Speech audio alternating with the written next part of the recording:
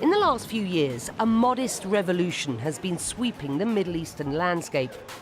Local designers, fashionistas and trendsetters are developing their own design narrative and provoking a shift in society.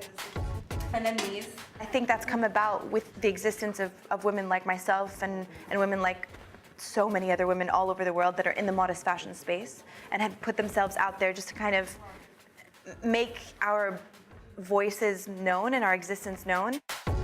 Asia Faraj, or more commonly known by her alias Asia AKF, is a Kuwaiti blogger with more than 2 million followers on Instagram. The turban-wearing fashionista has since become one of the most influential fashion voices in the Middle East. I think it should be my right as a woman to deem myself in the modest space without having to attach that to a religious entity or any kind of religious word, to dress in a more modest way that is not necessarily mainstream. For many, the modest movement not only conveys a sense of style, but a fusion of faith and fashion, a lifestyle choice. What's important about it, it's that feeling of being correctly represented and portrayed. In the case of the athletes, why would you not be looking powerful just because you're not wearing shorts? You know, doesn't make any sense. And also, I think that the practical side is very important. I've always been super athletic, I've always been super sporty. So I used to run and run and run and run just to try to stay in shape or whatever, until that became a habit, then it became an addiction, and then now it's like a passion. In 2015, Manal Rostam became the first ever modest model for Nike Middle East and appeared in several running campaigns. I kind of grew up becoming my own hero. All the images that I had on my wall, like in my room, there were just images of American models who were dressed in shorts, tank tops, exercise bras, just trying to find someone who looks like me, but I couldn't find someone who looked like me. Manal is a 9-time marathon runner and a seasoned mountaineer. She's also a certified fitness instructor and on a mission to be the face of modest athletics.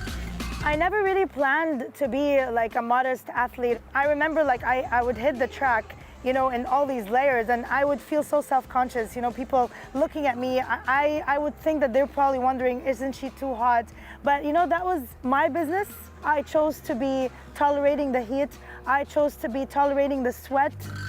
Manal had had enough and contacted one of the biggest sport retailers in the industry.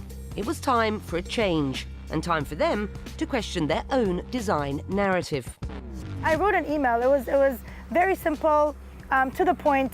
Attached a photo of myself doing everything that I do. I said, look, I'm a certified trainer, I'm a marathon runner, I'm a triathlete, I'm a scuba diver, I climb mountains.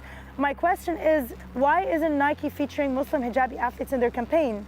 If it's the Middle East, shouldn't we have, you know, women who are dressed modestly to represent the Middle East? The rest was history. I became the first ever hijabi to model for Nike Middle East. And for me, that was like, imagine an athlete going, you know, to the Nike headquarters. It's like Disneyland for a child. Finally, there's a brand that thought about making a hijab that you can use while you're doing sports. So I don't know how this didn't happen before.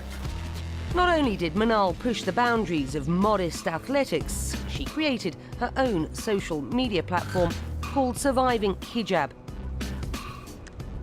You don't have to be Muslim to be on this platform. You don't have to wear the veil if you're Muslim. You just have to believe in a woman's right to dress in any way that she wants and not feel discriminated against or uncomfortable. You used to never hear women talking about how they're struggling with hijab or they're having a bad hijab day. You'd only hear about bad hair day, which is fine, but you'd never literally find a woman come out and be like, you know what, my hijab doesn't match today. Like, I don't like the way that it sits. Fashion and politics historically always walked hand in hand. No doubt that fashion can be a catalyst for change and that you can make a very powerful statement by wearing or not wearing a specific garment. Another powerful statement was made by Fatima Al-Ramehi, recently photographed at this year's Oscars. She was wearing a bisht, a cloak traditionally worn by sheikhs, kings and men of influence in the Gulf. It also became fashion again. So it's not a new thing for women to wear abayas that looks like bisht. And you know, with everything that has been surrounding the Academy Awards and the industry recently with equality and women rights, I thought it was a good representation of how we are here, women in the region, and we have equal opportunities to represent ourselves and represent our cultures. So I thought it was fitting to wear this type of abaya for the red carpet. Women like Fatima are unapologetically being true to themselves and taking ownership of their fashion language. I think it will bring more understanding to the region and more understanding to the way we live our life. And this movement and us represented in the right way is a huge positive for our region.